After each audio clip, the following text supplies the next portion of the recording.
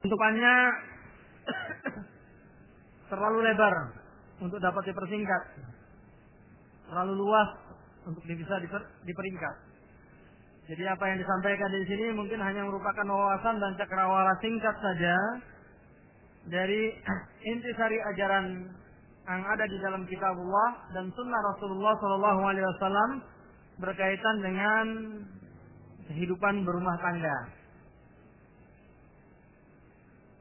Ikhwas sekalian fiddin yang dimuliakan oleh Allah Subhanahu wa taala, berbicara mengenai kehidupan berumah tangga, ini pertama kali yang terlintas di dalam diri kita adalah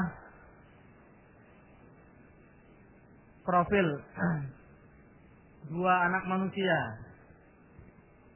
dengan perbedaan gender, yang satu laki-laki, yang satu perempuan, yang satu pria, yang satu wanita. Allah Subhanahu wa taala telah menjadikan Islam ini sebagai agama yang multi kompleks. Ajaran-ajaran yang ada di dalam Islam menyentuh seluruh sisi-sisi kehidupan manusia. Dari mulai perkara-perkara yang paling basic, akidah, keyakinan yang akan mempola, ya, yang akan memola, ya, dan membentuk kepribadian seorang muslim, sampai kepada perkara-perkara praktis dari mulai yang memiliki konsekuensi berat apabila terlanggar, sampai kepada perkara-perkara yang cenderung dianggap remeh. Semuanya dikaji, dibahas, dan ditelaah di dalam Islam. Tidak ada agama manapun di dunia ini yang mengkaji persoalan-persoalan kehidupan manusia secara detail seperti yang dikaji di dalam Islam. Semakin dalam kita mempelajari Islam, semakin kita akan banyak bertemu dengan nilai-nilai baru yang kalau kita pahami, ya, kita serap, kemudian kita masukkan ke dalam keyakinan kita, kita realisasikan, kita aplikasikan dalam tindak nyata dalam kehidupan sehari-hari, niscaya akan menyempurnakan sosok kemanusiaan kita dan sosok kehambaan kita. Kita akan dianggap lebih manusia oleh manusia dan dianggap lebih hamba oleh Allah Subhanahu wa taala. Ikhwas sekalian fiddin yang dimuliakan oleh Allah Subhanahu wa taala, ajaran Islam yang sangat luas membahas dan menelaah, menyisiri dan menelusuri sisi-sisi kehidupan umat Islam ini, berbicara tentang kebahagiaan hidup, membentukkan sebuah rumah bahagia. Mulai dari skala yang paling besar, kehidupan masyarakat Islam yang disokong oleh pilar yang paling utama, yaitu daulah Islamiyah, khilafah Islamiyah atau kekhalifahan Islam, sampai pada skala yang paling kecil, yaitu kehidupan rumah tangga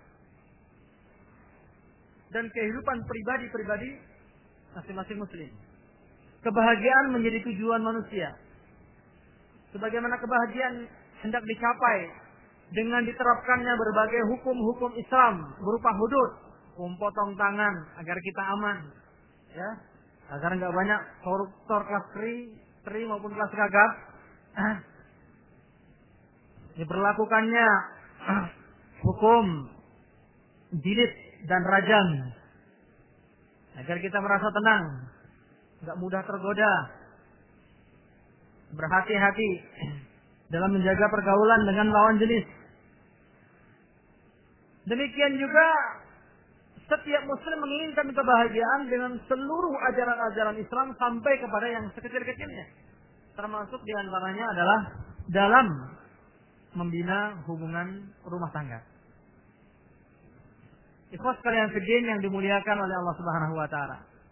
Saya kira tidak ada manusia yang mau menikah hanya dengan tujuan untuk melampiaskan hasrat seksual saja. Orang kafir sekalipun,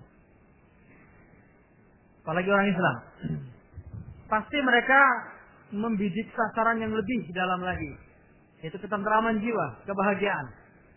Oleh sebab itu wajar-wajar saja, ya, bila kalangan-kalangan berbisnis, kalangan selebritis misalnya, Begitu mereka berusaha masuk ke kehidupan rumah tangga, ternyata nggak mendapatkan apa yang mereka inginkan, dalam tanda petik kebahagiaan jiwa.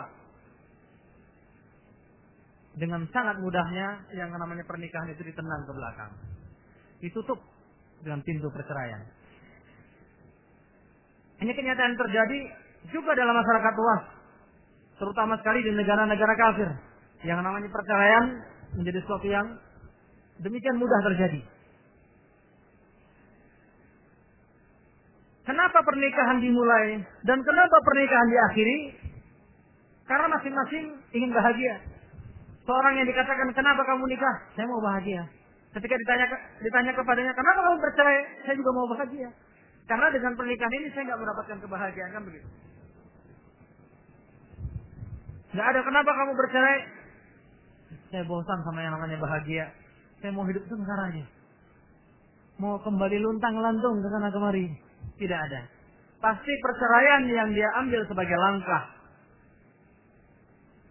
Tentunya dengan tujuan karena dia menganggap dengan melepaskan pernikahan itu dia akan mendapatkan kebahagiaan.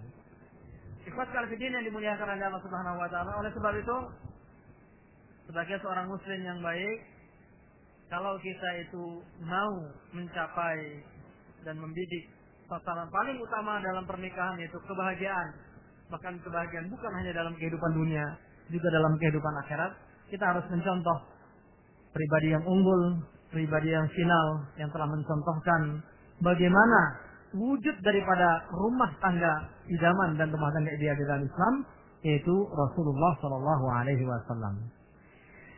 Laqad kana lakum fi Rasulillahi uswatun hasanatun liman kana yarjullaha wal yawmal akhir. Dalam pribadi Rasulullah terdapat uswah hasanah, suri tauladan yang bisa diikuti. Tentunya bagi orang-orang yang betul-betul menginginkan rahmat Allah dan menginginkan kebahagiaan akhirat. Rahmat Allah akan melahirkan bahagia dunia. Maghfirah dan rahmat Allah serta taufiknya akan melahirkan juga kebahagiaan akhirat. Ikhwas fillah yang dimuliakan oleh Allah Subhanahu wa taala. Untuk itu sebelum kita membahas secara lebih lanjut persoalan yang berkaitan dengan kehidupan rumah tangga, terlebih dahulu sebagaimana basic pengetahuan yang biasa disampaikan kepada kaum muslimin ketika membicarakan masalah pernikahan adalah membicarakan tentang tujuan-tujuan pernikahan. Sebenarnya yang namanya nikah itu tujuannya apa?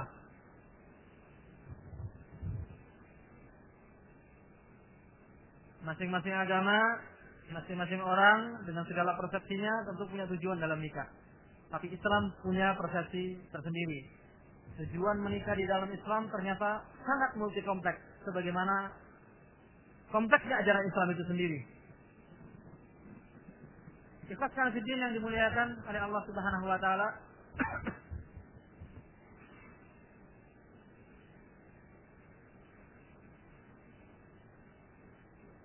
Manfaat paling utama di antaranya seperti yang saya sudah sebutkan tadi daripada menikah adalah untuk melahirkan ketentraman jiwa. Mungkin ada yang protes, oh saya nikah bukan untuk itu. Tujuan saya nikah yang sepele-sepele aja. Sesepele apapun yang Anda katakan, pasti tujuannya adalah ketentraman.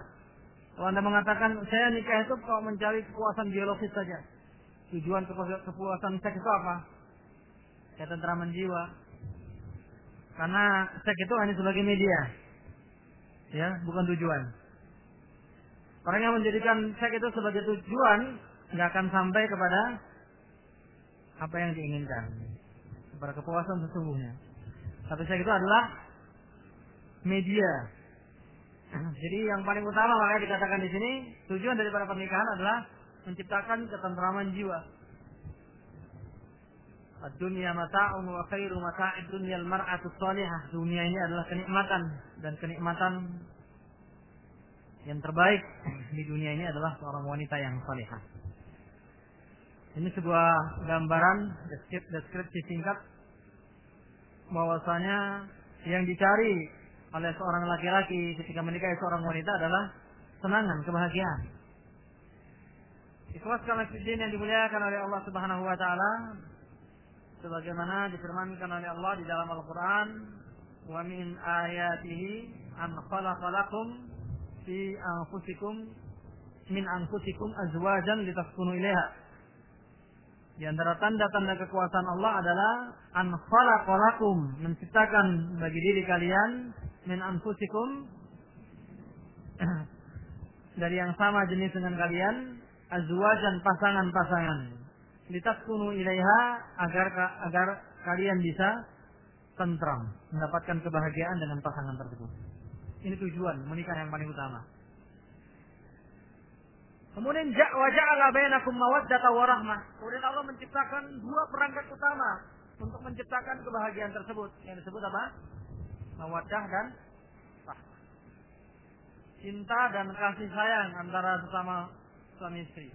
Ini adalah perangkat. Setelah Allah menyebutkan bahwa tujuannya adalah tujuan menikah adalah untuk mendapatkan ketentraman, Allah memberikan perangkat utama demi terciptanya kebahagiaan tersebut, yaitu cinta dan kasih sayang. Agar menikah itu bisa menciptakan kebahagiaan, maka cinta dan kasih sayang yang ada dalam sebuah rumah tangga pun harus bernilai sejati. Agar kebahagiaan yang dicekak oleh suami maupun istri juga merupakan kebahagiaan sejati, bukan kebahagiaan sekejap. Kebahagiaan 10 hari pertama. Tidak. Tapi kebahagiaan yang betul-betul sejati. Jadi cinta dan kasih sayangnya harus sejati. Caranya bagaimana? Cinta dan kasih sayang yang didorong oleh nuansa iman. Saya mencintai suami saya karena dia taat. Karena dia mau membimbing saya menuju kebenaran. Karena dia taat kepada Allah Subhanahu wa taala. Karena dia sayang dengan anak dan istrinya. Demikian juga kebalikannya, saya sayang kepada istri saya karena dia taat kepada Allah dan Rasul. Karena dia berbakti kepada kedua orang tuanya. Karena dia taat kepada suaminya. Kalau kasih sayang timbul karena dorongan nuansa iman yang kental, maka dengan sendirinya akan menciptakan kebahagiaan yang kental pula, kebahagiaan yang sejati pula. Tapi kalau cinta dan kasih sayang itu muncul hanya oleh faktor-faktor tambahan, hanya faktor-faktor pemuas nafsu saja, maka kebahagiaan yang timbul pun hanya sebatas nilai daripada cinta dan kasih sayang itu sendiri. Kalau seorang suami cinta sama istrinya karena istrinya cakep, ya, kalau sudah mulai keriput, sudah berkurang kasih sayangnya. Kalau seorang istri sayang sama suaminya karena suaminya banyak uang, karena suaminya ganteng, ketika suaminya sudah tua, renta, sudah loyo, sudah nggak bertenaga, ya, kerja susah, nyusahin lagi, ya. Kalau sudah seperti itu, sudah hilang kasih sayang. Kenapa? Karena yang menjadi pendorong cinta kasihnya hanyalah merupakan hal-hal yang bersifat tambahan saja. Hanya dorongan-dorongan hawa nafsu saja. Ya. Sekali lagi saya katakan, bila menginginkan sebuah rumah tangga yang harmonis, rumah tangga yang penuh dengan kebahagiaan, hendaknya harus didorong oleh cinta dan kasih sayang yang tumbuh dari nuansa keimanan. Oleh sebab itu, nasihat singkat dari saya untuk poin ini, sebelum menikah, saat memulai pernikahan, saat menjalani pernikahan, coba dijaga kualitas ketakwaan kita kepada Allah Subhanahu wa taala. Dari mulai kita memilih istri, jaga ketakwaan kita. Agar ketika memilih istri kita betul-betul selektif. Enggak sekadar, ya. Kita betul-betul memenuhi standar yang diinginkan oleh seorang lelaki saleh. Demikian juga kebalikannya. Saat sudah menikah juga demikian. Jangan jadikan rumah tangga ini hanya merupakan kenikmatan sekejap, ya. Hanya sebentar menjadi bahtera rumah tangga, ya. Hanya sebentar kita berada di atas magelisah yang penuh dengan kenikmatan, setelah itu sudah berubah menjadi huru hara. Tujuan kedua daripada menikah adalah untuk menjaga pandangan mata. Kelihatan singkat sekali. Bagaimana disebutkan dalam hadis yang menganjurkan kita untuk menikah ya. Yang sudah terkenal sekali. Populer pernikahan itu sendiri. Ya ma'syaras sabab man istata'a minkumul ba'ata falyatazawwaj. Hai para pemuda. Anak kecil enggak ikut? Ada anak kecil ini. Hah? Anak kecilnya jadi bingung nih. Pokoknya yang kalau anak kecilnya bingung salahin pada panitianya aja. Jangan salahin saya. Saya enggak tahu menahu saya. Hah? Wahai para pemuda, barang siapa di antara kalian sudah memiliki kemampuan biologis, kemampuan seksualitas, hendaknya dia menikah. Karena menikah itu aghaddu lil basari, mampu menjaga pandangan mata, wa ahsanu lil fard, dan mampu memelihara kemaluan. Menjaga pandangan mata itu salah satu di antara tujuan pernikahan. Karena pandangan mata itu istilahkan sahmun min sihami iblis, salah satu anak panah iblis. Namanya anak panah, kalau sudah menghujam pasti akan menimbulkan luka. Mata kalau sembarang diumbar ke sana kemari, ya, akan berbalik menjadi anak panah yang menghantam hati kita sendiri. Kalau kita sudah terkena yang namanya panah asmara, wah itu bahaya. Itu awal daripada malapetaka bagi seorang muslim. Oleh sebab itu, ini dijadikan sebagai salah satu di antara tujuan menikah. Ingat, dengan pandangan mata yang tidak dapat dikekang itulah banyak sekali kebahagiaan rumah tangga yang hancur. Bahkan kebahagiaan seorang muslim secara pribadi juga hancur. Secara pribadi, ya, seorang yang terlalu banyak mengumbar matanya untuk melihat hal-hal yang diharamkan oleh Allah Subhanahu wa taala, pasti akan banyak noktah hitam di dalam hatinya. Idza aznaba al-'abdul mu'min nukitat fi qalbihi nuqtatun saudah. Orang mukmin itu melakukan perbuatan dosa, flek noda hitam akan tercetak di hatinya. Begitu seterusnya sampai hatinya dipenuhi dengan ron. Itu semacam noda yang sudah melekat kuat, keras, sulit untuk hilang. Pandangan mata merupakan media paling efektif yang digunakan oleh setan untuk melumuri hati manusia itu dengan dosa. Dosa mukulin orang, dosa menzalimi orang, ya, dosa membunuh, sampai dosa berzina sekalipun perlu upaya yang keras setan untuk bisa menjerumuskan manusia kepada dosa-dosa tersebut. Tapi untuk mata, sedemikian mudahnya seorang itu terjerumus kepada dosa hanya karena pandangan mata. Fa innalakal ula wa laysat lakas tsaniyah. Pandangan pertama bolehlah dianggap bonus. Ya. Ya, kalau enggak sengaja ngelihat, enggak sengaja. Itu kalau di dalam hadis fa innalaka. Sudah untuk kamu. Enggak apa-apa, enggak dosa. Wa laysat lakas tsaniyah, yang kedua udah enggak bisa lagi. Ya, yang kedua sudah dosa. Maka itu ketika Nabi melihat seorang sahabatnya itu memandang sesuatu yang diharamkan, langsung diputar kepalanya ke arah yang lain. Demikian mudahnya yang namanya dosa itu tercipta oleh pandangan mata. Karena mata kita ini adalah benda yang paling banyak bekerja keseharian. Ya. Saya ngomong gini mata juga paling banyak, ya, bekerja. Saya jalan juga mata paling banyak bekerja. Kalau nggak ada mata, lihat saja, pasti kurang kerjaan. Ya. Anggota-anggota tubuh pasti akan bergerak sulit untuk diatur, ya, menurut kehendak otak kita. Kalau orang sudah nggak punya mata, ruang geraknya pun terbatas. Sekali lagi saya ulangi, banyak hal-hal pribadi yang menjadi rusak gara-gara pandangan mata yang diumbar. Demikian juga kehidupan rumah tangga, ya, banyak rumah tangga yang hancur karena apa? Karena suami tidak bisa menjaga matanya. Istilah orang sekarang, orang Indonesia, mata keranjang, ya. Entah kenapa disebut mata keranjang itu. Mungkin segala sesuatu dicaplok, ya, seperti keranjang. Kalau dalam bahasa Arabnya namanya kha'inatul a'yun. Kha'inatul a'yun itu mata yang memandang sewajarnya. Tapi kalau ada orang yang lengah, dia akan melihat. Ya.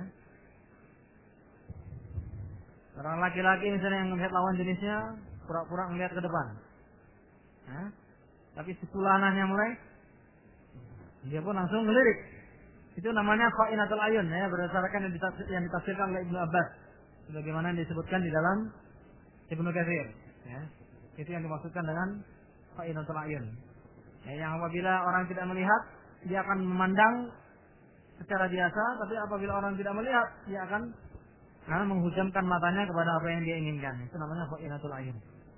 Seperti apa? Seperti kucing, ya.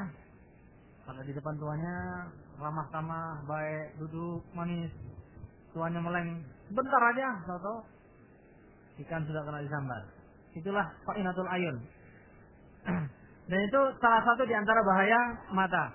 Karena bahaya mata inilah banyak sekali kehidupan rumah tangga mengalami gegar, sehingga terjadilah konflik antara suami istri dan seterusnya dan seterusnya. Yang ketiga, menikah bisa menciptakan ladang kekayaan. Sebagaimana difirmankan Allah dalam surat An-Nur ayat 32. Wa ankihul ayama minkum was-salihin min ibadikum wa imaikum iyakunu fuqara'a yughnihumullahu min fadlih wallahu wasi'un 'alim.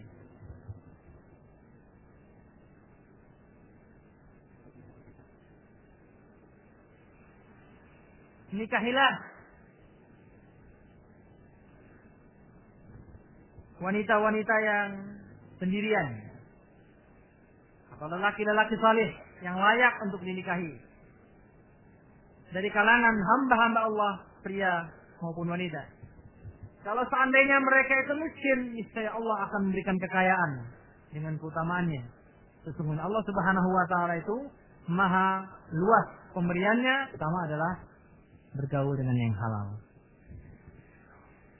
Jadi ini menjadi amalan yang sangat utama sekali, karena seorang bisa terhindar dari perbuatan yang sangat dimurkai oleh Allah dengan media ini.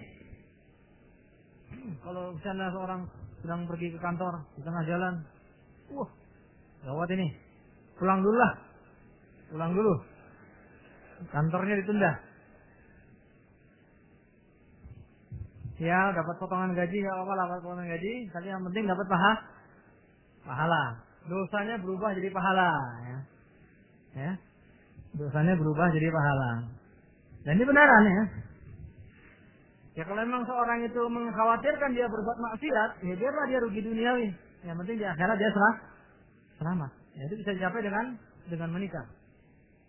Kalau belum menikah ya cukup gigit-gigit saja sambil nanti besok malam langsung niat puasa, sahur, besoknya puasa. Ya, biar bisa terkendali jiwanya, ya. Jangan sampai mudah tergoda nafsunya. Bagi yang sudah menikah bisa diganti dengan perbuatan yang bisa menjadi ladang pahala. Ini baru satu sisi, dan sisi yang merupakan sarana pahala bukan cuma itu saja, ya. Banyak sekali kehidupan suami istri yang bisa menjadi tempat menciptakan ladang pahala. Mendidik istri, ya, baru nikah sama istri. Yuk baca Quran yuk. Waduh, tajwid kamu kurang beres nih. Istri diajarin tajwid dulu, dapat pahala, ya, ngajari istri tajwid. Nah, suaminya bisa bahasa Arab, diajarin istrinya bahasa Arab, dapat pahala lagi. Atau gantian. Misalnya suaminya nggak tahu bahasa Arab, istrinya tahu bahasa Arab, gantian suaminya diajarin. Kalau nggak malu nggak apa-apa. Ya, emang nggak harus malu, ya. Tidak boleh malu, namanya belajar tidak boleh malu. Ya, seperti kisah siapa? Kisah Sa'id, anak Sa'id bin Musayyib, ya, atau Sa'id bin Musayyib. Beliau memiliki seorang putri yang cerdas sekali. Saking cerdasnya sehingga buku yang diajarkan oleh bapak-bapaknya itu dia hafal. Sehingga kalau bapaknya lagi ngajar orang di luar, ada yang salah, dia langsung ngetok pintu. Salah bacanya. Kasih isyarat aja. Ada yang salah bacanya. Oh ya, kamu salah. Jadi dia bisa jadi korektor dalam taklim bapaknya. Sampai akhirnya suatu saat ada salah seorang di antara murid daripada Sa'id bin Al-Musayyib yang dikenal sangat rajin mendatangi majelisnya. Sangat rajin pula beribadah. Cuma sayang satu, dia miskin. Fakir. Akhirnya suatu saat Sa'id bin Musayyib menawarkan nikah. Kamu mau nikah enggak? Ya mau sih mau. Tapi siapa yang mau sama saya? Nikah aja sama anak saya. Apa ya? Apa ya dari saya? Dalam riwayatnya nggak ada ya. Ya dalam riwayatnya dia merasa terkejut. Apakah anak kamu mau nikah sama saya? Anak kamu yang biasa tok-tok tadi ya? Udah kenal dia sama tok-toknya. Ya. Akhirnya, kamu mau nggak? Ya mau. Ya sudah kalau mau nikah. Nikah. Dibacakan akad nikah. Dia bertemu dengan Sa'id bin Musayyib. Ngapain kamu di sini? Ya mau ngobrol-ngobrol. Kamu sudah nikah, sekarang kamu pulang ke rumah. Wah, pulang ke rumah? Iya pulang sana. Di rumah sudah nunggu istri kamu. Ya, dia sudah dikasih tempat oleh Sa'id bin Musayyib. Akhirnya dia pulang. Mau pulang? Kenapa saya jadi pulang? Saya pulang bawa oleh-oleh apa ini? Gak punya apa-apa. Ya, namanya orang miskin. Ya, mau ketemu istrinya pertama kali. Wah, ini nggak pede kalau nggak bawa apa-apa ya. Akhirnya dibekali sama Sa'id bin Musayyib. Ya, dan nikahi anaknya dibekali untuk ketemu sama anaknya sendiri. Ya udah ini kamu bawa, buat bekal kamu ke sana. Ya, dibawa pulang untuk menemui istrinya. Ya, akhirnya menikahlah. Dan mereka menghabiskan malam pertama sebagaimana layaknya suami istri. Di pagi harinya, selesai pulang salat subuh berjamaah, pulang ke rumahnya dia siap-siap bawa perkakas mau pergi, perkakas ya, peralatan ya, sarana untuk belajar, pulpen dan lain sebagainya dipersiapkan untuk belajar. Tanya istrinya, kamu kemana? Saya mau belajar. Biasa, ada majelis bapak kamu. Gak usah pergi. Kenapa? Gak usah pergi. Duduk aja sini. Ijlis huna u'allimuka ilma Sa'id. Duduk di sini, saya akan ajarkan kamu ilmunya Sa'id bin Musayyib. Wah, ini betul-betul bahagia dunia akhirat ini. Ya, udah nikah, nggak pakai modal. Ya, dapat istri bisa ngajarin. Ya, betul-betul ada wanita kayak gitu, mau juga satu lagi ini. Ya, bisa ada ya. Ya, anaknya Sa'id Musayyib.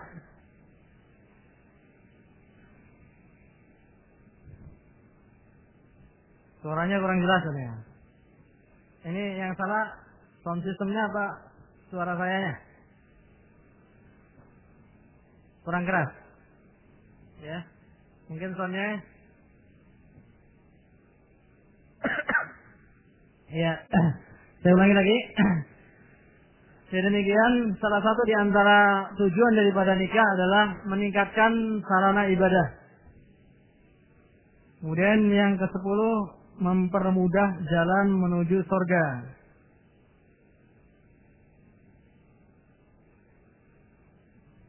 Sini ada beberapa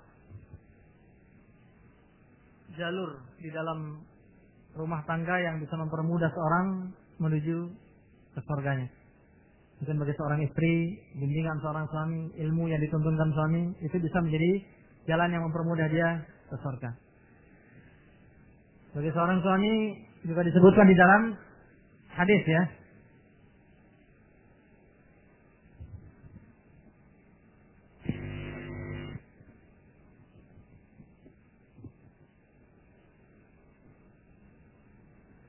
Man razaqahu Allahu imra'atan salihatan, barang siapa yang mendapatkan rezeki istri yang salihah, berarti Allah Subhanahu wa taala telah memberikan kepada dia syatra dinihi, telah menyempurnakan bagi dia syatra dinihi, setengah dari agamanya. Falyattaqillaha fi syatril baqi, Hendaknya dia bertakwa kepada Allah dengan menggunakan setengah yang tersisa. Jadi menikah dengan seorang istri yang salihah akan mempermudah jalan kita menuju surga. Karena proses menuju ketakwaan akan dipermudah. Belum lagi kalau seandainya kita melahirkan anak yang saleh, belum seorang di antara anak kita meninggal dunia, yang anak itu akan menjadi faratun. Man kana lahu faratani dakhala bihil jannah. Barang siapa yang memiliki dua anak yang meninggal di masa kecil akan masuk surga karena anak tersebut. Orang wanita bertanya kepada Rasulullah, "Ya Rasulullah, wa farat, wahai Rasulullah, bagaimana kalau seandainya cuma satu anaknya yang meninggal?" Rasulullah bersabda, "Wa farat, demikian juga kalau satu anak." Jadi banyak jalan. Bukan hanya dengan istri, bukan hanya dengan suami, bahkan anak-anak juga bisa menjadi jalan kita jalan kita menuju surga itu dipermudah oleh Allah Subhanahu wa taala. Tapi dengan syarat rumah tangga itu betul-betul menjadi ajang untuk perbaikan diri, ajang untuk semakin bertakwa kepada Allah, ajang untuk meningkatkan ibadah, ajang untuk belajar, menuntut ilmu, ajang untuk saling memperingatkan. Itu yang harus kita tanamkan dari awal. Bila demikian yang kita tanamkan, insya Allah. Jangan malu kalau suatu saat ditegur sama anak. "Pak, yang kayak gitu kan haram." "Oh iya, lupa." Ya. Kadang-kadang anak dengan keluguannya, mereka menjadi jauh lebih mengerti tentang kewajibannya daripada kita. Lihatlah anak-anak TK yang diajari doa, masuk masjid, doa masuk rumah, masuk WC, pakai pakaian. Kadang-kadang orang tuanya, kalau yang masih punya iman ya, malu ya melihatnya. Anaknya ternyata jauh lebih komit daripada dia. Anaknya, Pak, bacanya apa? Lupa, pakai pakaian. Tidak diingatkan dia. Padahal bapaknya sendiri kalau pakai pakaian nggak baca doa. Ya, mau masuk WC juga begitu, keluar WC juga begitu ya. Tingkat komitmen anak-anak kecil ternyata lebih tinggi. Dan ini sebenarnya merupakan anugerah. Supaya orang tuanya teringatkan.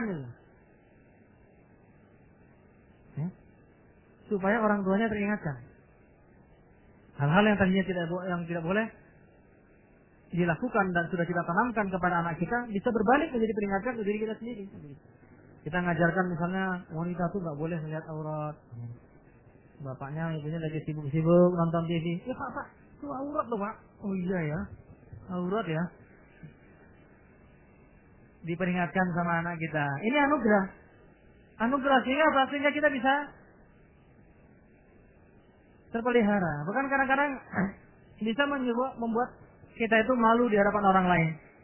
Kita itu malu mungkin melakukan amar ma'ruf nahi munkar, anak kita nggak malu melakukan. Saya sendiri pernah mengalami beberapa kali rasa malu bawa anak ke rumah tetangga. Itu kan surah itu haram itu. Ketika rumah tangga, ke rumah tetangga lagi ziarah, tiba-tiba ngelihat gambar makhluk hidup. Saya langsung bilang, itu gambar surah itu haram, itu nggak boleh itu. Akhirnya tetangga bilang, apa sih yang haram? Ada apa haram? Terpaksa kita yang berangkat. Tadinya nggak lihat amar ma'ruf nahi munkar, jadi amar ma'ruf. Iya Pak, ini sebenarnya dalam Islam. Oh iya ya, saya nggak tahu. Wah, rupanya kalau kita peringatkan pun dia tahu. Ternyata anak kita menjadi media bagi kita untuk melakukan kebaikan. Tapi catat baik-baik. Itu seandainya kita menanamkan kepada anak kita, ya, hal-hal yang baik. Sebaliknya kalau kita tanamkan hal-hal yang jelek, dia juga bisa bikin malu kita di tengah jalan, ya. Ada anak kecil ya dibawa orang tuanya ke rumah teman, dengarkan ngaji, ya, malah joget.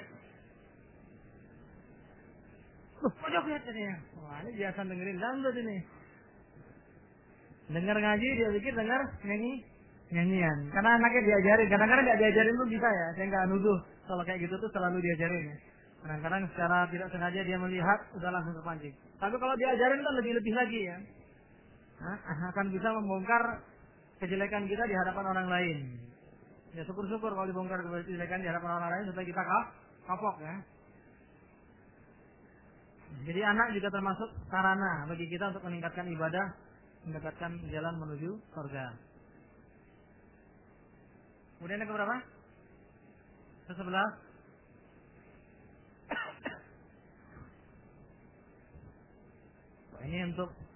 Ini edisi khusus. Dikarenakan edisi khusus karena ini untuk yang mau melangkah ke tahap selanjutnya. Nikah juga bisa mengembalikan masa muda. Ini orang yang sudah pernah nikah kemudian cerai, atau ditinggal mati istrinya, sudah berumur, atau mau menikah untuk yang keempat kalinya, pada saat usia sudah agak berumur. Ya, suatu saat Abdullah bin Mas'ud bertemu dengan Utsman bin Affan.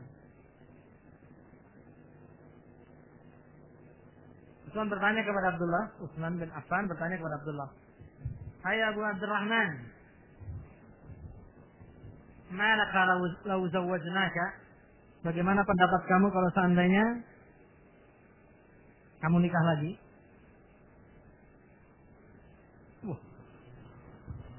Saya udah nggak mikir nikah lagi, ya. Sudah nggak minat. Ya, dalam riwayat disebutkan demikian. Ya. Sudah nggak ada minat lagi untuk nikah. Apa kamu nggak mau lagi kembali muda? Bukankah Rasulullah bersabda, "Ya ma'syaral syabab, man istata'a minkumul ba'a fal yatazawwaj." Jadi secara tersurat hadis ini merupakan anjuran untuk orang-orang yang muda untuk menikah, tapi secara tersirat juga mau menunjukkan bahwa nikah itu bisa mengembalikan seseorang kepada masa mudanya. Ya, sudah teringat kepada masa-masa mudanya. Ya, kalau sudah berumur misalnya mau nikah lagi, sedikit yang berumurnya, ya. Suatu saat antum diberikan umur panjang, ya, kita diberikan umur panjang dan kita sudah berumur mau menikah lagi. Ingatlah, ya, bahwa menikah itu juga salah satu di antara tujuannya adalah untuk semakin memperkuat stamina dan memperbagus kesehatan kita. Orang yang menikah mungkin kalau tanya sudah tua karena nggak ada yang diurus, sudah malas-malas duduk di rumah. Kalau sudah nikah udah ingat, wah, saya udah lama nggak olahraga, ya, mulai lari pagi lagi, ya, sehatkan badan lagi, mengkonsumsi makanan yang bergizi lagi, ya. Hal-hal yang terlupakan yang seharusnya tanpa menikah pun itu harus kita jaga, karena itu kebutuhan, ya. Olahraga itu kebutuhan, makan yang bergizi kebutuhan. Tapi kalau kita sendirian, apalagi yang pernah menikah kemudian tinggalkan istrinya, sudah nggak ada yang ngurus lagi, ya sudah, ya, sudah seperti anak yatim saja, ya. Sudah nggak terurus kehidupannya. Tapi ketika menikah lagi mulailah muncul vitalitas, muncul semangat lagi. Oleh sebab itu yang namanya menikah juga bisa sebagaimana yang dikatakan Utsman bin Affan di sini, bisa mengembalikan seseorang kepada masa mudanya. Demikian juga yang disebut diriwayatkan dari Abu Malik Usama bin Kamal bin Abdul Razzaq. Ya.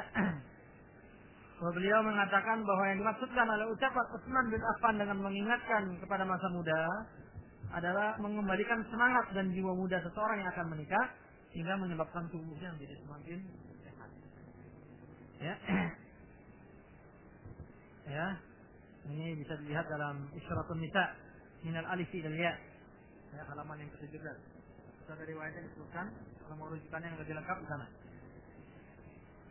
Ikhwaskan fillah yang dimuliakan oleh Allah Subhanahu wa taala, demikian di antara tujuan-tujuan pernikahan, ya.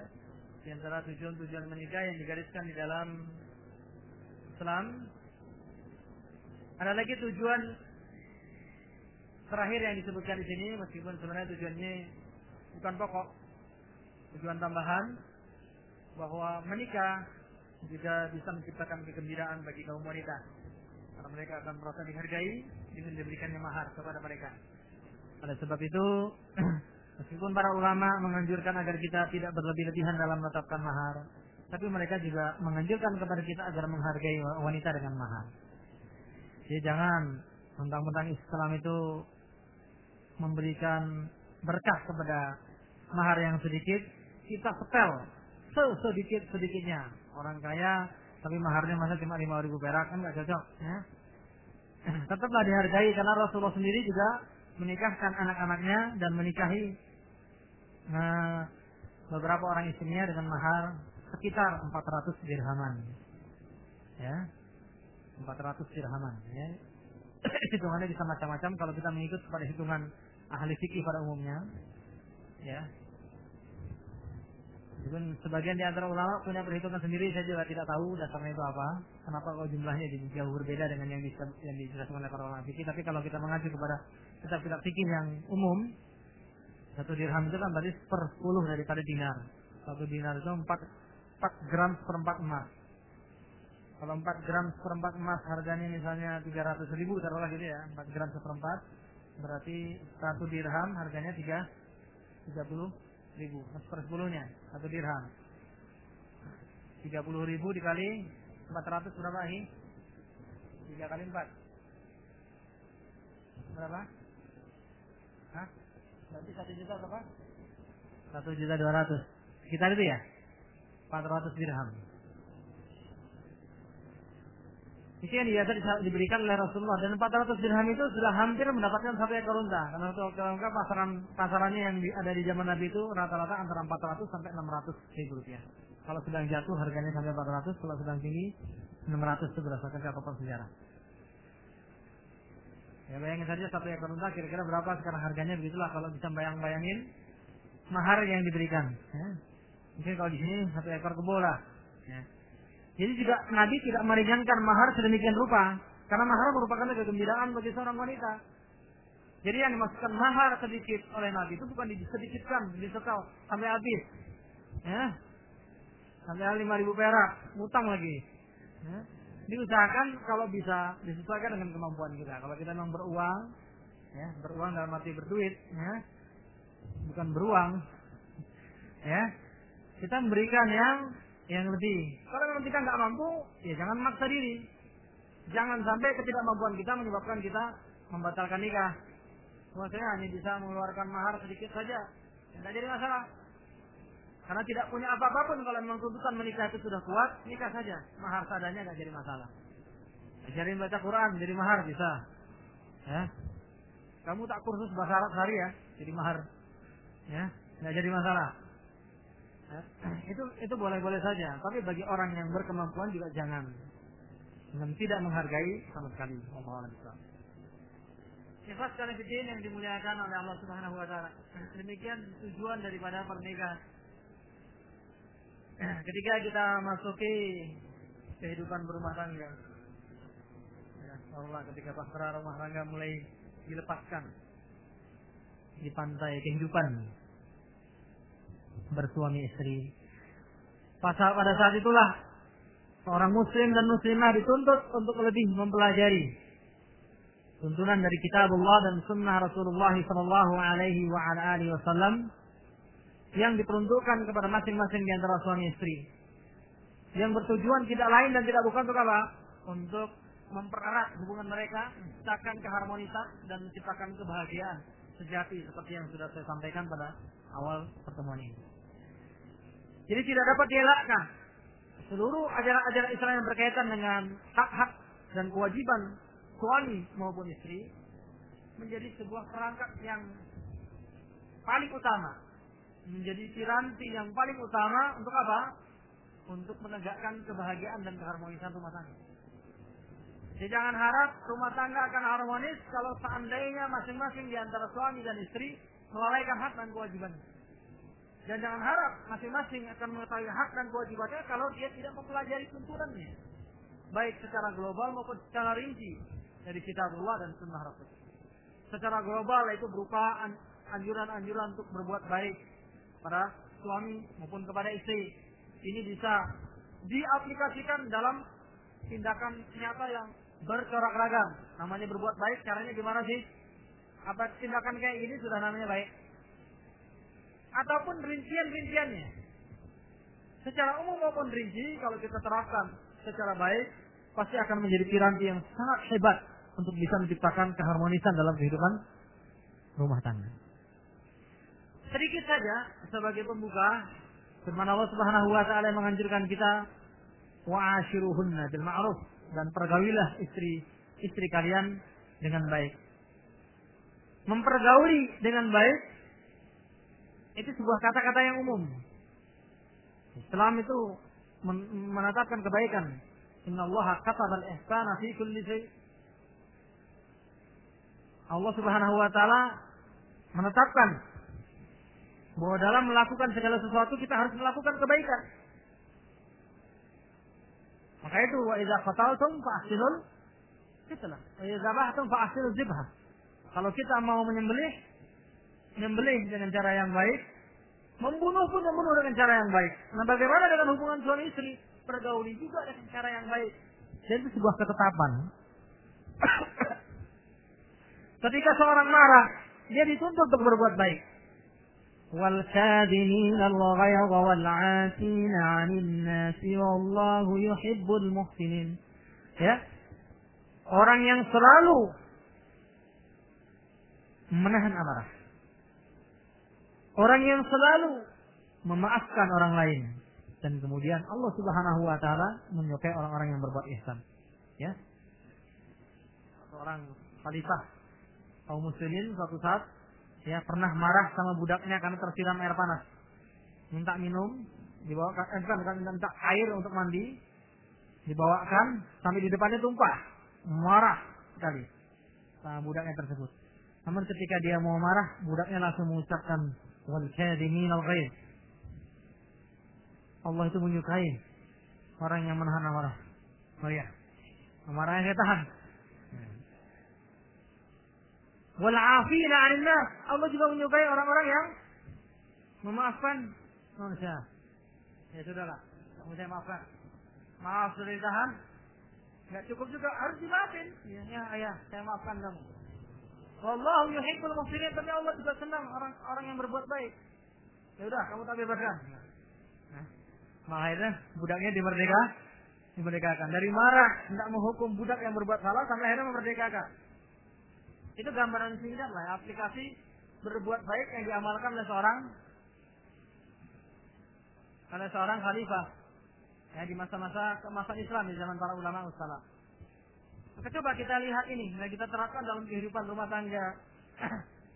Perlu kekuatan tersendiri dan perlu daya kemampuan untuk menahan diri. Masing-masing orang beda. Ada yang pemarah sekali, ada yang menyabar sekali, ada yang kadang-kadang sabar, kadang-kadang marah. Tapi masing-masing tetap akan membutuhkan kesabaran dan ketabahan ketika menghadapi pasangannya. Ya. Suami misalnya melihat istrinya, ya, cerewet, sana kemari, marah, sudah mau marah, mau tempelengnya dia. Mau berangkat dari kamar, coba ingat kayak tadi ya, ingat ayat tadi langsung wal kadhimin wal 'afin 'anil nas.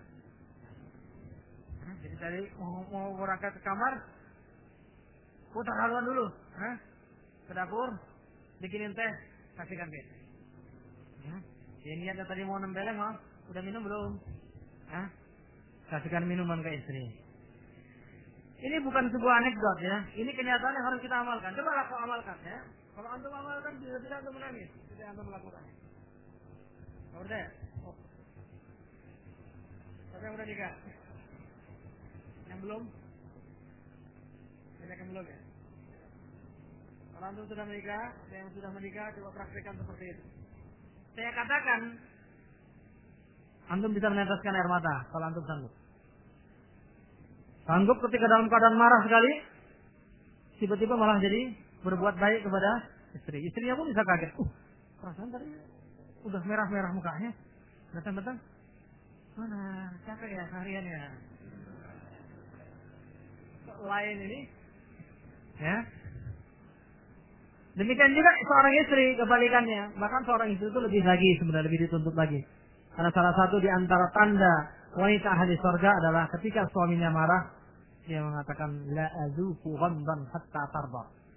Saya tidak akan memejamkan mata sampai kamu ridho. Itu ciri khas seorang wanita yang salihah. Demikian juga kalau seandainya kebalikannya, suami yang marah-marah, istri dimarah-marahi. Coba sesekali habis dimarahi, suami langsung ke belakang. Istri saya ngambek.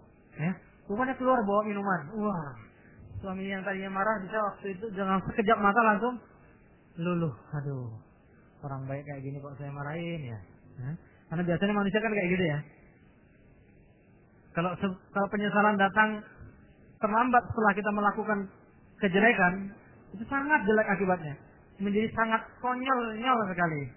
Ya, seperti seorang bapak yang marah sama anaknya, saking marahnya disabet, ngajar kamu pada anak masih kecil, belum nalar, mungkin usianya bahkan masih bawah 7 tahun, pahanya sampai merah-merah. Padahal bapaknya mau pergi ke kantor. Setelah pergi ke kantor, di kantor dia mikir, kasihan juga anak saya. Setelah kemarin mikirin anaknya saja. Akhirnya setiap pergi ke kantor selalu ingat adegannya itu. Adegan dia mukuli anaknya itu. Ini yang jadi sangat konyol. Karena apa? Karena sudah terlanjur dilampiaskan. Demikian juga seorang suami yang terlanjur berbuat jahat terhadap istrinya atau istri yang terlalu berbuat jahat terhadap suami. Maka sebelum itu terjadi, langsung dibatasi. Niscaya yang terjadi adalah kebalikannya. Kenikmatan yang tiada tara. Ikhlas kalian yang dimuliakan oleh Allah Subhanahu wa taala.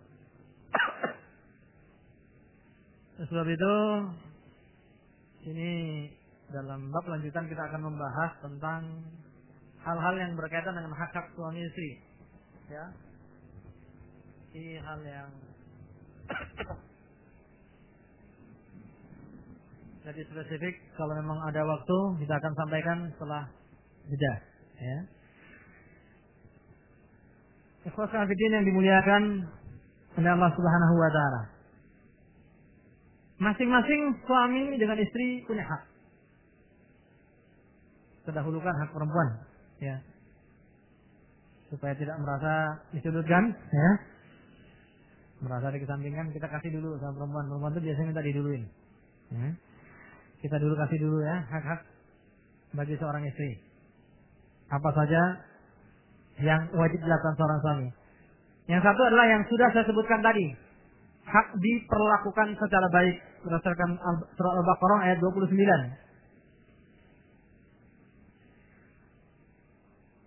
Imam Al-Qurtubi menjelaskan berkenaan dengan surat Al-Baqarah ayat 29 tadi, bahwasanya di antara pelajaran yang bisa dipetik dari ayat ini, karena di masa jahiliyah dahulu, di antaranya orang itu punya kebiasaan gampang menceraikan istri. Bahkan hitungan cerai itu sampai nggak bisa dihitung lagi, saking banyaknya. Islam kemudian membatasi perceraian. Jadi membatasi terjadinya perceraian itu sebenarnya juga merupakan sebuah perbuatan baik seorang suami terhadap istri. Seorang suami itu jangan mudah-mudah melontarkan kata cerai. Cerai di dalam Islam itu bukan selamanya haram. Suatu saat bisa diperbolehkan, bisa dianjurkan, bahkan bisa wajib. Kalau seandainya tanpa cerai itu, seorang suami misalnya bisa terjerumus kepada perbuatan haram. Tapi hukum asal daripada perceraian itu adalah tidak baik. Ya, tidak baik dilakukan dan hendaknya dijadikan sebagai alternatif terakhir seandainya alternatif lain tidak bisa dicapai. Oleh sebab itu seorang suami yang selalu menahan diri untuk tidak mudah mengucapkan kata cerai atau ancaman cerai, itu merupakan suami yang mengupayakan kebaikan. Salah satu kebaikan bagi istrinya. Jangan dikit-dikit, kamu kalau macam-macam tak cerai loh kamu. Hah? Sedikit-sedikit diancam cerai, jadi, ayo ceraikan, betul saya cerai nanti kamu. Saya ceraikan, betul deh. Nah, mau nyeraikan juga takut, ya. Tapi ngancamnya saja. Ya. Nah yang seperti ini jelas tidak baik, ya. Karena perceraian menjadi sesuatu yang sangat jelek di pandangan seorang wanita. Diceraikan amatlah menyakitkan. Jadi janganlah mengancam seorang istri itu dengan sesuatu yang bisa menyakitkan hatinya. Ya. Kecuali kalau seandainya seorang istri itu yang melakukan pelanggaran-pelanggaran yang sulit untuk dikoreksi, boleh diberikan ancaman. Kalau kamu tidak mau juga kembali ke jalan Allah, tidak mau bertaubat dan lain sebagainya, mungkin mau tidak mau saya akan melepaskan kamu. Itu dengan bahasa yang halus, ya, bukan dengan berteriak-teriak, bukan dengan memaki-maki.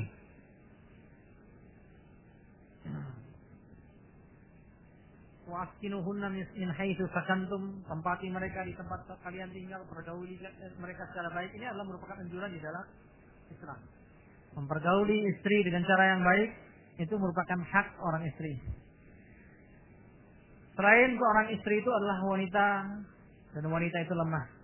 Kebetulan dia berada dalam kekuasaan kita, sudah lepas dari orang tuanya. Kalau kita perlakukan secara semena-mena, dia tidak akan mampu membela diri. Kemampuannya sangat-sangat terbatas sekali. Maka jangan kesempatan itu digunakan untuk apa? Untuk bersikap diktator terhadap istri, semena-mena terhadap istri. Berikanlah kesenangan. Apa yang bisa menyenangkan istrinya? Seperti kisah Abu Zur'ah terhadap Ummu Zur'ah yang dikisahkan di depan Aisyah radhiyallahu taala anha. Sampai Rasulullah mengatakan, aku di sisimu seperti Abu Zur'ah di sisi Ummu Zur'ah. Seorang suami yang penuh pengertian. Kalau jalan perlu dituntun. Masuk kendaraan, ya, ditemani, dibukakan pintunya. Kalau udah punya mobil, ya, sambil istrinya masuk, baru itu pintu, baru duduk di tempat supir dengan cara yang santun dan lembut. Itu termasuk perlakuan baik. Ya.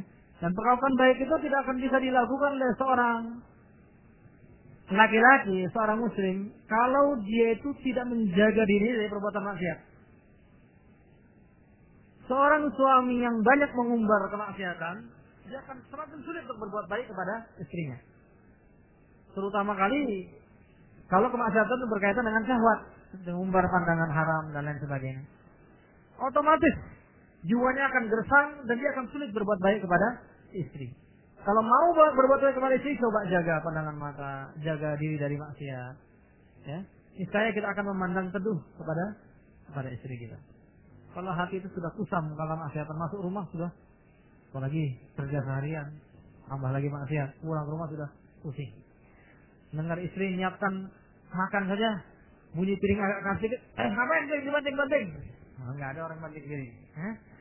Karena suaranya keras, langsung dibentak. Ya. Yang semacam ini kadang-kadang terlihat sepele. Tadi saya seorang wanita yang kebetulan dia juga sedang capek ngurusin anaknya, ya. Bikin marah saja seharian, nangis gak berhenti, dibentak suami sekali, langsung anjlok. Ya. Langsung mukanya ditekuk, gak bisa senyum lagi. Kalau istilah saya gagal senyum, bukan gagal ginjal tapi gagal senyum. Kalau wanita sudah gagal senyum, diraih-raih susah. Senyum coba kalau. Susah. Ini namanya gagal senyum. Kiranti senyumnya sudah lulus lantak. Dan banyak penyebabnya adalah suami sendiri. Oleh sebab itu, jaga perasaan seorang istri dengan apa? Dengan bersikap secara baik. Dan ingat, sikap baik itu tidak akan muncul kecuali kalau kita menjauhi maksiat. Kemudian yang kedua, mendapatkan nafkah dan sandang secara layak. Ini sudah banyak hadisnya ya. Untuk antuqaimuha idza fa'inta wa antaksuha idza kasaut. Memberi makan kepada istri makanan yang layak kita makan. Memberi pakaian kepada istri pakaian yang layak kita pakai. Batas yang kita mampu. Yang layak kita pakai itulah yang kita berikan kepada istri. Jangan diberikan kepada istri yang jelek-jeleknya. Ya, belikan pakaian dulu untuk kita yang bagus-bagus, sisanya baru untuk istri. Ya, makanan juga gitu.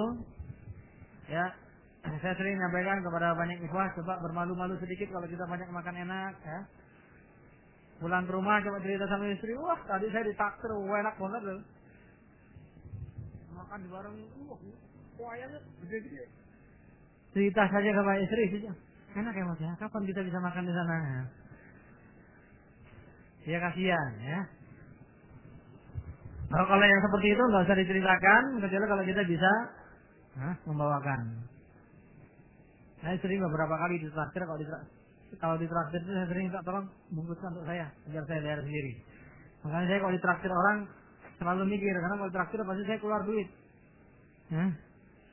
Saya kalau traktir orang akan sate, saya belikan juga sate untuk istri saya di rumah. Jadi tadinya cuma ditraktir nggak keluar duit, saya terpaksa keluar duit. Ya. Karena dari traktir bilang bungkusin untuk istri saya juga ya malu. Kalau saya bungkusin lah untuk istri nanti biar saya yang bayar. Ya itu perlu dibiasakan juga yang seperti itu ya. Kalau di traktir, ini saya bisa bawa pulang untuk istri nggak? Kalau enggak, tengok kantong, kira-kira kita bisa belikan untuk istri kita nggak? Itu juga perlu. Ini bukan wajib loh hukumnya, tapi ini dalam rangka apa? Dalam rangka untuk imaha ila taimta. Memberikan makan sesuai yang kita makan. Bukan setiap yang kita makan harus dimakan oleh istri kita, bukan. Setidak-tidaknya kita membagi kesenangan dengan istri, kan lebih enak. Tadi saya mampir ke warung sate. Iya mas, ini saya bawa apa? Oleh-olehnya. Kan enak. Jangan tadi pulangnya cuma minta tusuk gigi saja. Oh ini makan sate tadi. Ini keterlaluan. Istri cuma dapat cerita sama susahnya saja ya. Masuk ke belakang dulu tuh, bau satenya masih belum hilang kan ya. Udah di rumahnya udah lama nggak makan sate. Biasanya orang udah lama nggak makan makanan, ya, mencium baunya itu sangat tersiksa sekali ya. Apalagi kalau bau yang nikmat seperti durian dan lain sebagainya. Jadi memberikan sandang pangan sebagaimana yang dinikmati juga oleh seorang suami. Kemudian yang ketiga, tidak boleh menjelek-jelekan istri, menganiaya atau mengisolirnya. Bagaimana disebutkan di dalam hadis, wala tadribil wajh, jangan pukul mukanya, wala tuqabbih, wala tahjurha illa fil bait. Jangan dijelek-jelekkan, jangan dipisahkan, melainkan di rumah saja. Ini merupakan sebuah anugerah dalam syariat Islam. Karena dalam tahrir al-mar'ah, sebuah kitab judul tahrir al-mar'ah, itu dinukil ini sebuah banyak angket di berbagai negara yang dibuat, yang ternyata kasus pemukulan terhadap istri sekarang sedang mulai diangkat-angkat ya, di berbagai mass media. Islam sejak dahulu sudah mengangkat persoalan ini. Kasus pemukulan istri ternyata di berbagai negara berkembang dan negara-negara maju sangat tinggi sekali. Di satu negara ada kasus pemukulan itu yang sampai mencapai 90%, 80%. 80% istri pernah dipukul suami. Sangat mengkhawatirkan sekali. Prancis itu termasuk di antara negara yang menempati urutan teratas kasus pemukulan terbanyak. Amerika juga termasuk. Dan lebih parahnya lagi, itu banyak terjadi justru di kalangan orang-orang yang semakin berduit, di kalangan orang-orang menengah ke atas, kalangan selebritis. Itu yang paling banyak terjadi pemukulan terhadap istri. Wajar kalau seandainya sekarang ini banyak diangkat persoalan tersebut. Tapi sekali lagi Islam sudah mengangkat semenjak dahulu. Ya, semenjak dahulu sebab ajaran Islam diturunkan kepada Nabi Muhammad SAW, Islam sudah menganjurkan suami itu untuk jangan sekali-kali memukul muka. Kalau seandainya terpaksa memukul istri untuk memberi pelajaran, fadrib darban ghairu mubarrih. Pukulah dengan pukulan yang tidak menyakiti, tidak mencederai. Bukan menyakiti, bukan menyakitkan ya. Menyakiti jadi sifatnya yang bersifat menganiaya. Ya. Jadi pukulan itu bukannya tidak sakit. Terasa sakit nggak apa-apa, tapi jangan membahayakan dan jangan bersifat menyakiti, menganiaya. Karena apa? Karena pukulan, kalaupun terpaksa itu dilakukan sama suami itu jelas untuk mendidik, bukan untuk menyakiti. Itu pun kalau seandainya media-media lain sudah tidak bisa digunakan lagi. Nasihati nggak bisa, segala macam nggak bisa, pisah tempat tidur juga nggak bisa baik juga. Terpaksa dipukul, Bismillah, ya itu pun dengan catatan tujuannya adalah untuk kebaikan. Apalagi di bagian-bagian tubuh yang dilarang untuk dipukul. Wajah ini dalam berperang saja nggak boleh dicederai. Idza qatala ahadukum falyajtanibil wajh. Apabila salah seorang di antara kalian berperang, hendaknya dia menjauhi muka. Muka ini dijauhi dalam perang. Jangan dirusak-rusak muka. Dia kalau berperang dengan orang kafir, bukan dipukul sampai babak belur. Wadribu fawqal a'naq wadribu minhum kulla banat. Penggal kepalanya atau bikin dia cacat sampai dia tidak bisa berperang lagi atau mati saja. Jadi jangan cuma dibuat sakit-sakit saja. Apalagi sampai menyangkut masalah wajah. Ya. Orang kafir, perang sama orang kafir dipukulin sampai benjol-benjol. Dia masih bisa berperang, mati pun enggak. Ini enggak ada gunanya. Soalan besar. Apalagi terhadap seorang istri. Ya. Jangan dijelek-jelekkan istri. Ya. Apalagi di depan orang ramai. Jadi goblok, masih di tengah orang ramai. Ya, itu bisa menyakiti hati seorang istri. Dan jangan mengisolir seorang istri dengan mengusir dia keluar rumah. Ya, kalau suatu saat terpaksa harus pisah ranjang, ya di dalam rumah. Kemudian yang keempat, mendapatkan kesempatan bercengkrama dengan suami. Kesempatan bersenang-senang dengan suami, ini termasuk hak istri yang jangan dilalaikan. Ya, mungkin banyak apa istilahnya kitab-kitab yang kurang mengkaji persoalan ini, ya. Tapi ini sangatlah penting. Karena sebagaimana diriwayatkan dari Abdullah bin Amru, seorang sahabat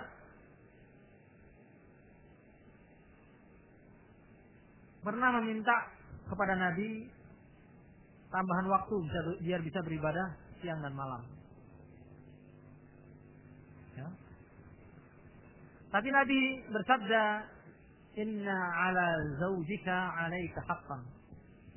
Inna 'ala jasadika 'alaika haqqan." Tubuh kamu punya hak, istri kamu juga punya hak. Silakan beribadah, silakan bekerja, silakan mengurus urusan umat, tapi istri punya hak. Beribadah, menghabiskan salat malam yang sedemikian bagus saja tidak boleh menyebabkan seorang itu lalai untuk memenuhi kebutuhan istri. Dan yang dibutuhkan istri bukan sekedar apa? Bukan sekedar kebutuhan biologis yang sekali saja. Tapi istri juga butuh bercengkrama, duduk-duduk, santai-santai, bersenang-senang dengan suami.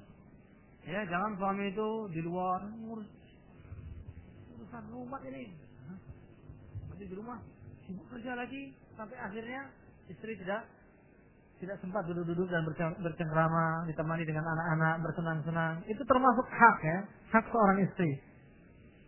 Dan sebenarnya itu secara umum termasuk bagian daripada al-mu'asyarah bil ma'ruf, mempergauli istri secara baik, tapi secara khusus memiliki nilai tersendiri. Karena hubungannya pergaulan seperti bercengkrama baik dengan istri saja atau dengan anak-anak atau hubungan-hubungan yang lebih khusus dengan seorang istri, itu merupakan kebutuhan yang sangat vital sekali, ya, sangat esensial sekali. Banyak sekali seorang istri itu yang menjadi stres. Kenapa? Karena kurang perhatian dari suaminya. Sudah istri jalan keluar, di rumah saja, nggak diperhatikan lagi, kasihan. Ya? Istri sudah di rumah, buat diperhatikan. Istri banyak di rumah. Kita masih beruntung, ya. Banyak orang laki-laki yang punya istri, dianya nggak di rumah, istrinya nggak di rumah. Ya. Pas pulang sudah sama-sama capek. Jadi sebagai seorang muslim yang memperhatikan hukum-hukum Islam, tahu seorang istri juga harus berbakti kepada suami, kita akan mendapatkan istri kita banyak di rumah. Dan itu harus dibayar dengan perlakuan yang baik. Jangan kita menuntut haknya saja, jangan keluar rumah, tapi kita tidak memberikan hak kepada istri. Ya. Ya. Oleh sebab itu harus dihindari beberapa profil pada diri seorang suami yang tidak baik. Di antaranya di sini saya lihat yang pertama adalah profil seorang suami yang angkuh, seorang suami yang sombong. Ini pernah diisyaratkan sebenarnya oleh Nabi SAW kepada seorang wanita yang hendak memilih salah seorang di antara sahabat tidak dinikahi. Salah satu di antara sahabat tadi adalah dikenal orang yang sombong, angkuh terhadap wanita, dan itu tidak layak untuk dinikahi. Jadi kalau profil seorang suami yang semacam ini tidak baik. Kalau kita memiliki kecenderungan semacam itu harus dicairkan. Keangkuhan kita itu harus dicairkan. Kalau satu tanda keangkuhan seorang suami itu, misalnya dia kurang mau bersikap akrab, takut gengsinya turun dengan istri gitu. Ya, umumnya resmi saja dengan seorang istri, ya, supaya gengsinya tetap naik. Bahkan dengan anak pun jadi kurang akrab. Anak pulang dari jauh. Mana? Teman Dik, silakan. Ya, cara yang semacam itu sudah tidak baik sekali. Selain bisa merenggangkan hubungan anak dengan orang tua, juga merenggangkan hubungan seorang istri dengan seorang suami. Istilahnya lawan daripada sikap ini adalah sikap yang romantis. Ya, seorang suami itu harus memiliki sikap yang romantis terhadap istrinya. Ya, romantis sama yang nggak halal aja. Kalau sama istri malah nggak romantis. Iya dulu saya waktu masih jahiliyah sering pacaran kok bisa romantis ya. Sama istri kok nggak bisa ya? Nah, ini berarti ada hal-hal yang nggak beres dalam dirinya ini. Ya. Ada penyakit-penyakit di dalam hatinya yang perlu diperbaiki. Ya, itu banyak. Salah satunya mungkin bentuk trauma masa lalu. Mungkin dia pernah, ya kalau orang sana bilang patah hati dengan pacarnya. Kemudian suatu saat ya, karena patah hati dia melihat ada pengajian, ikut ngaji, dari orang yang soleh, nikah dengan wanita yang soleh. Tapi ternyata dia menganggap dirinya sudah tidak ingat. Tapi ternyata pengalaman masa lalunya itu masih mengendap di dalam hati tanpa dia sadari, di dalam jiwanya tanpa dia sadari, mempengaruhi segala sikapnya. Jangan anggap bahwa yang namanya trauma itu harus semata-mata terngiang-ngiang. Saya ingat ini, sehingga saya tidak senang kepada istri saya, tidak semacam itu. Sama dengan seorang anak kecil yang sering melihat orang tuanya berantem.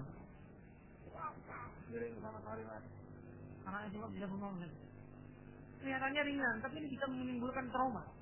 Trauma yang akan mengendap terus dalam jiwa anak. Mungkin dia nggak menganggap dirinya itu terkena trauma. Tapi perubahan sikap di masa dewasa itu menunjukkan bahwa dia memang terkena trauma. Salah satu diantaranya misalnya kalau dia melihat perilaku ibunya yang nggak baik sama bapaknya, di masa dewasa dia jadi benci dengan wanita, kurang senang sama wanita. Akhirnya ketika menikah pun dia merasa khawatir jangan-jangan nanti istri saya kayak ibu saya dulu. Itu trauma tanpa disadari. Ketika juga kejadian perkelahian ibu dan bapak itu terngiang-ngiang. Ketika masuk dalam kehidupan rumah tangga kita jadi tanggung, susah bersikap. Saya terbayang, takut nanti kejadian seperti bapak dan ibu saya.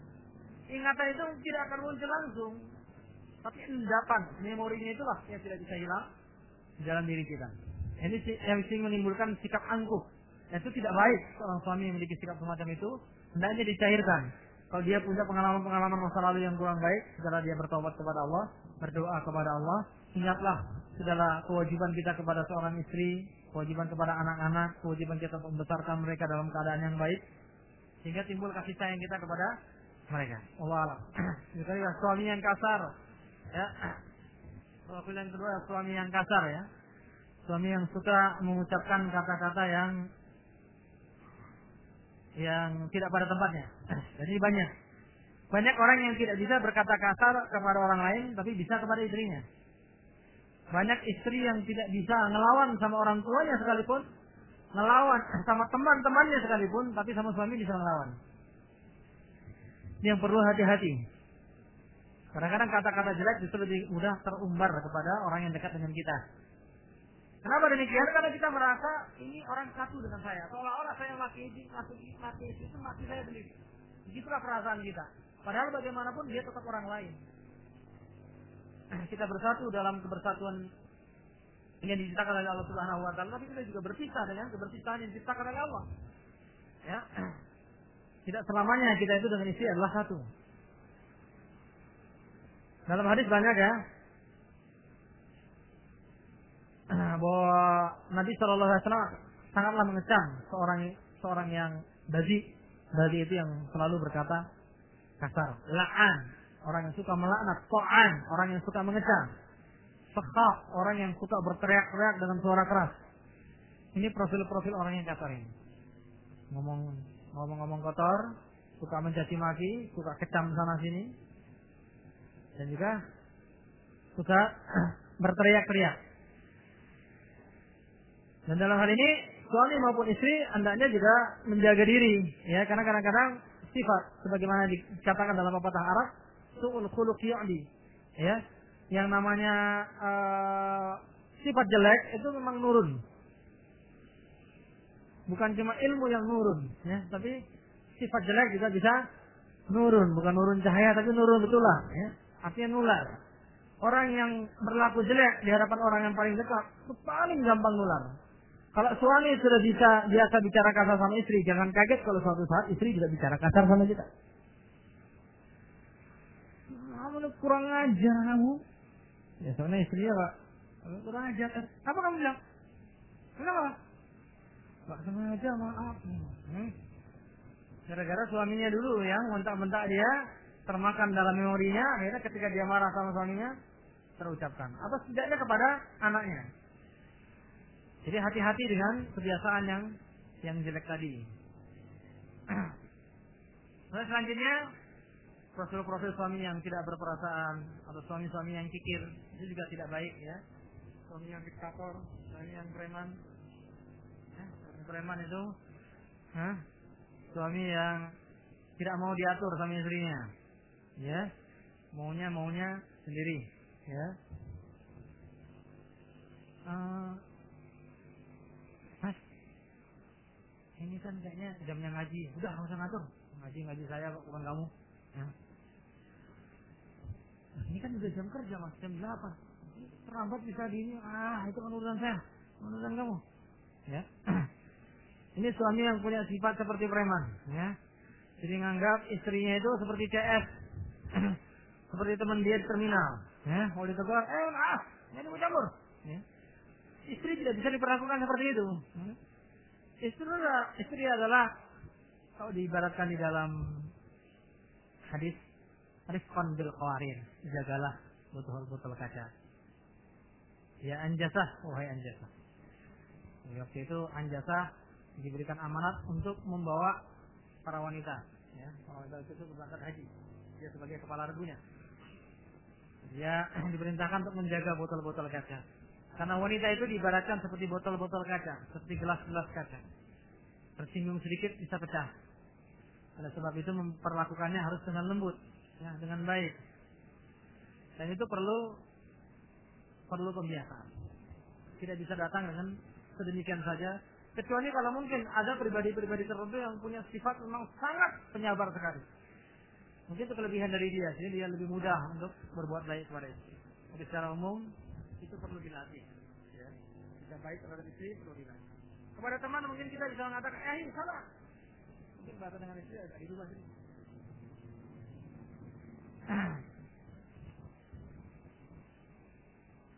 Peringatannya sama, substansinya sama, tapi caranya yang dirubah. Ikhwas fillah yang dimuliakan oleh Allah Subhanahu wa taala, demikianlah hak-hak seorang istri terhadap seorang suami. Namun demikian juga kebalikannya, seorang suami juga memiliki hak-hak yang harus dipenuhi oleh seorang istri. Bahkan hak-hak seorang suami ini bersifat jauh lebih penting daripada hak seorang istri terhadap suami. Kenapa? Karena seorang wanita yang sudah menikah dengan seorang suami itu berarti berada di dalam pengasuhannya. Berarti dia wajib menaati suami seperti wajibnya rakyat menaati pemimpinnya.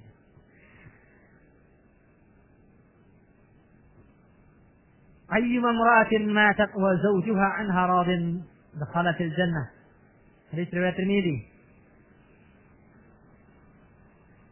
Wanita manapun yang meninggal dunia dalam keadaan diridhoi oleh suaminya, maka dia akan masuk surga.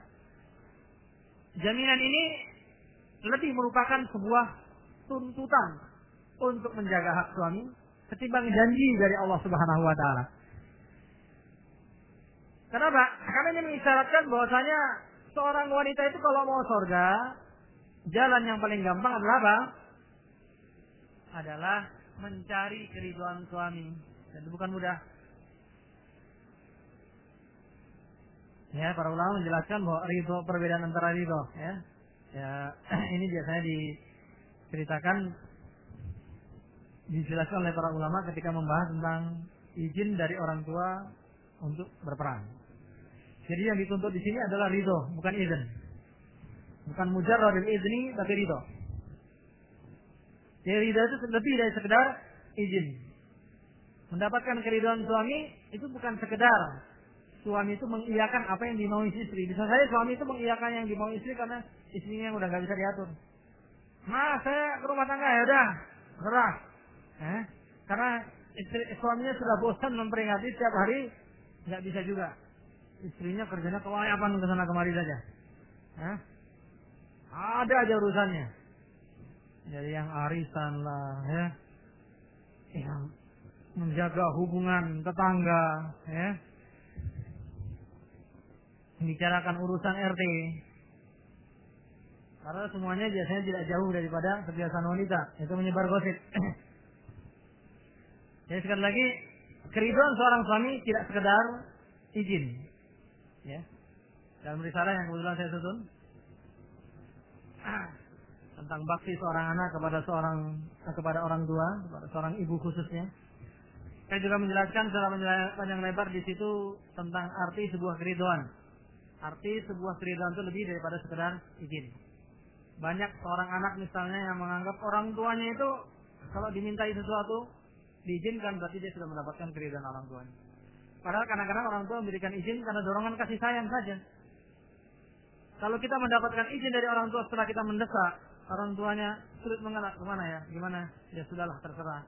Jangan anggap ini sebagai sebuah keridhaan. Demikian juga seorang istri terhadap suaminya. Kalau seorang suami mendesak, boleh ya mas ya? Ya, boleh ya? Boleh ya? Ya sudah terserah. Istri suami daripada ribut-ribut, daripada pusing nanti, ya baik diizinkan. Ini bukan ridha. Profil wanita yang seperti ini tidak akan mungkin mendapatkan keridhaan suami. Seorang itu bisa mendapatkan keridhaan, di antaranya dia harus mengetahui apa yang diwajibkan oleh Allah kepada dirinya terhadap suaminya. Hak-hak suami atas dirinya. Itu yang pertama. Yang kedua, dia harus mengerti kebiasaan dan kesenangan seorang suami. Kita bisa membaca yang kayak gini kira-kira suami senang apa enggak. Jadi mencapai keridhaannya bukan dengan permintaan, tapi dengan pemahaman. Oh suami saya begini, enggak senang ini. Kalau saya paksa-paksa, dia pasti mau. Tapi yakin dia tidak akan ridho. Ya, kalaupun ridho yang dipaksa-paksakan. Kalau ridho sudah dipaksa-paksakan itu bukan ridho lagi namanya. Karena ridho itu adalah lawan daripada paksaan.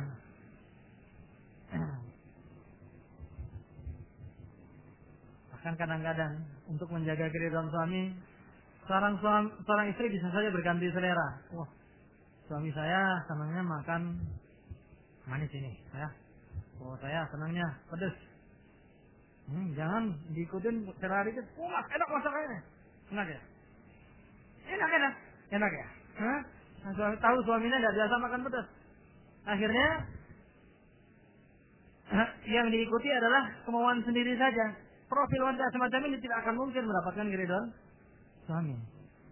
Coba perhatikan, biarlah saya belajar makan ngikutin suami. Maka sering saya katakan kalau wanita yang betul-betul setia sama suami itu biasanya selera makannya berubah total. Ya, yang perhatian sama suami itu selera makannya berubah total. Kalau sudah hidup puluhan tahun selera istri sama suami masih beda-beda terus, itu perlu diragukan keharmonisannya. Mungkin seumur hidup jarang makan berdua. Bisa dijamin itu.